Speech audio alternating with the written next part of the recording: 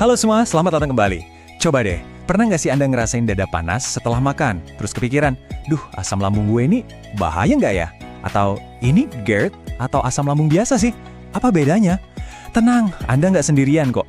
Keluhan kayak gini tuh umum banget dan bisa terjadi ke siapa aja. Nah, kali ini kita bakal kupas tuntas semua pertanyaan itu, biar Anda benar-benar paham apa sih yang sebenarnya terjadi di dalam tubuh kita. Oke, kita langsung aja ke pertanyaan utamanya. Apakah asam lambung itu berbahaya? Soalnya wajar banget kalau kita cemas pas dengar istilah asam lambung naik. Rasa panas di dada, nyeri, dan semua perasaan gak nyaman lainnya itu kan emang bisa bikin khawatir banget. Jadi, pertanyaannya, apa benar cairan di lambung kita ini adalah musuh yang harus kita basmi? Jawabannya mungkin bakal bikin Anda kaget. Nah, ini dia nih kesalahpahaman terbesar yang perlu kita lurusin sama-sama. Asam lambung itu pada dasarnya bukan musuh. Justru sebaliknya, dia itu sekutu kita loh. Cairan ini itu sengaja diproduksi sama tubuh kita karena punya fungsi yang super penting.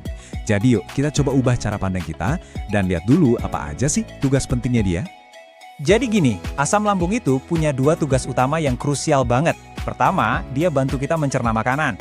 Dia menciptakan kondisi yang pas banget buat enzim pepsin bekerja, yaitu buat memecah protein dari makanan yang kita makan. Tanpa dia, pencernaan kita nggak akan maksimal. Nah, yang kedua, dia itu bodyguard kita. Asam lambung ini sifatnya sangat kuat, cukup buat membunuh bakteri, virus, atau kuman jahat yang mungkin nyelip di makanan kita. Dia itu kayak garda terdepan sistem pertahanan tubuh kita. Oke, pertanyaan selanjutnya yang logis banget. Kalau asam lambung ini emang teman baik kita, kok bisa sih dia bikin rasa sakit yang luar biasa? Nah, si sekutu ini baru bakal jadi masalah kalau ada dua kondisi yang terjadi. Ada dua skenario utama di mana pahlawan ini malah berbalik jadi sumber masalah. Apa aja tuh? Yuk kita bedah satu-satu. Ini dia nih, dua biang keroknya. Yang pertama, masalah produksi berlebih. Jadi lambung kita itu memproduksi asam jauh lebih banyak dari yang seharusnya. Terus yang kedua, dan ini inti dari penyakit GERD, adalah asamnya berada di tempat yang salah. Asamnya itu bocor atau naik ke kerongkongan. Padahal kerongkongan kita tuh nggak dirancang buat nahan cairan seasam itu. Kita bahas dulu ya soal produksi berlebih. Apa aja sih pemicunya? Seringkali jawabannya itu ada di gaya hidup kita sehari-hari.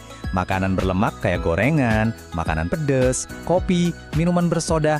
Wah, ini semua bisa jadi pemicu. Tapi ada satu pemicu kuat yang sering banget kita anggap sepele. Stres. Betul, saat pikiran kita lagi ruwet, lambung kita bisa ikutan stres dan akhirnya memproduksi asam secara berlebihan. Sekarang kita pindah ke masalah kedua, asam yang salah tempat. Nah, inilah yang secara medis kita kenal sebagai GERD. Coba bayangin deh, ada sebuah pintu atau katup antara kerongkongan dan lambung kita. Kalau normal, pintu ini bakal nutup rapat setelah makanan masuk. Tapi, pada penderita GERD, pintu ini jadi lemah atau kendor. Akibatnya, asam dari lambung jadi gampang banget buat muncrat naik lagi ke atas, ke kerongkongan. Dan apa akibatnya? Wah, gejalanya ini bisa macam-macam dan kadang-kadang bikin takut banget. Rasa panas di dada atau heartburn, itu yang paling umum. Tapi seringkali lebih dari itu loh. Ada rasa asam atau pahit di mulut, dada terasa sesak, bahkan sampai bikin jantung berdebar kencang dan badan gemetar. Nggak heran, banyak orang yang panik dan langsung mikir kalau ini serangan jantung. Padahal beda. Oke, jadi kalau ada satu hal yang paling penting untuk Anda ingat dari pembahasan kita, inilah dia. Asam lambung itu adalah zatnya. Cairan alami yang normal ada di tubuh kita. Sedangkan GERD itu adalah penyakitnya.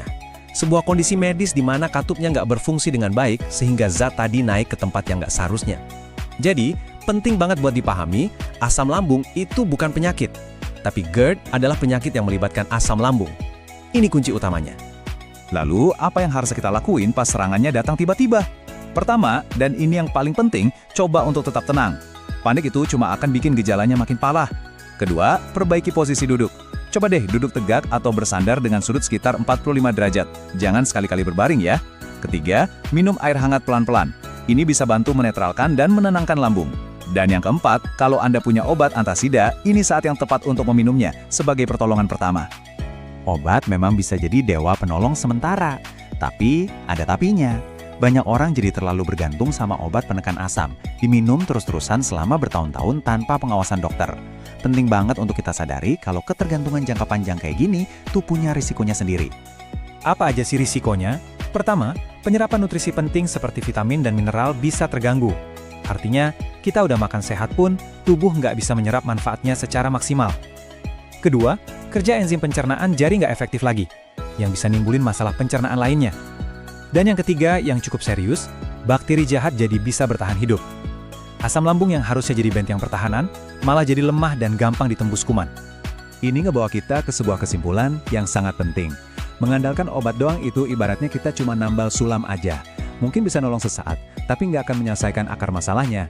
Solusi yang sebenarnya itu yang membangun ulang fondasi kesehatan kita, pelan-pelan, lewat perbaikan pola makan, gaya hidup, dan cara kita mengelola stres. Jadi gimana cara membangun jalan pemulihan itu? Ada 4 pilar utamanya. Pertama, fokus sama nutrisi. Makanan yang tepat bisa bantu perbaiki sel lambung yang rusak. Kedua, kelola stres. Ingat kan, stres itu pemicu kuat. Coba deh cari cara yang cocok buat Anda. Entah itu meditasi, olahraga, atau hobi. Ketiga, terapkan gaya hidup sehat secara umum. Dan yang terakhir, tapi yang paling penting, jangan pernah mendiagnosis diri sendiri.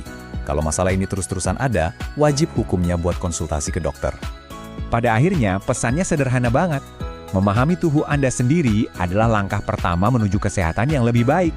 Asam lambung itu bukan musuh yang harus dimusnahkan, tapi sekutu yang perlu kita jaga keseimbangannya. Dengan ngerti apa pemicunya dan apa yang terjadi di dalam tubuh, Anda jadi punya kekuatan untuk mengambil langkah yang tepat menuju pemulihan. Semoga obrolan kita kali ini bermanfaat dan memberi pencerahan ya.